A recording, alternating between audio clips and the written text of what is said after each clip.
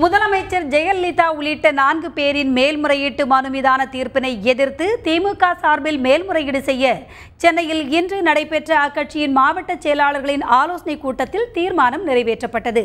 இதுகுறித்து திமுகவின் அமைப்பு செயலாளர் RS பாரதியுடன் எமது செய்தியாளர் எழில் மேற்கொண்ட நேர்காணலை இப்போது பார்ப்போம். இந்த மாவட்ட செயலாளர் கூட்டத்தில் என்ன விவாதிக்கப்பட்டது, குறிப்பாக அந்த தீர்மானத்தை பற்றி? ஜெயலலிதா சொத்துக்குவிப்பு வழக்கில் கர்நாடகா உயர்நீதிமன்றம் வழங்க இருக்கிற தீர்ப்பு அனைத்து மக்கள் மத்தியிலும் விமர்சனத்துக்கு உள்ளாக்கப்பட்டிருக்கிறது. பத்திரிகையாளர்கள், பாமர மக்கள், படித்தவர்கள், அரசியல்வாதிகள் அத்தனை பேரும் இந்த தீர்ப்பை விமர்சித்து கொண்டிருக்கிறார்கள். கர்நாடகத்தினுடைய உயர்நீதிமன்றத்தினுடைய தலைமை வழக்கறிஞரே இந்த தீர்ப்பு மேல்முறையீடு செய்யப்பட வேண்டும் என்று கருத்து தெரிவித்திருக்கிறார்.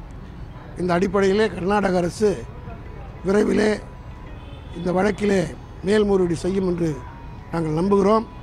அப்படி அவர்கள் மேல்முறையீடு செய்யாவிட்டால் திராவிட முன்னேற்ற கழகத்தின் சார்பில் எங்களுக்கு எல்லா உரிமையும் இருக்கிறது. கழகத்தின் பொதுச் செயலாளருக்கு பேராசிரியர் அவர்களுக்கு அவரை வைத்து மேல்முறையீடு செய்வது என மாவட்ட செயலாளர் கூட்டத்தில் ஏகமனதாக தீர்மானிக்கப்பட்டது.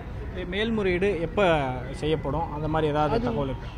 90 நாட்கள் கால அவகாசம் இருக்கிறது, அதற்குள்ளாக செய்யப்படும்.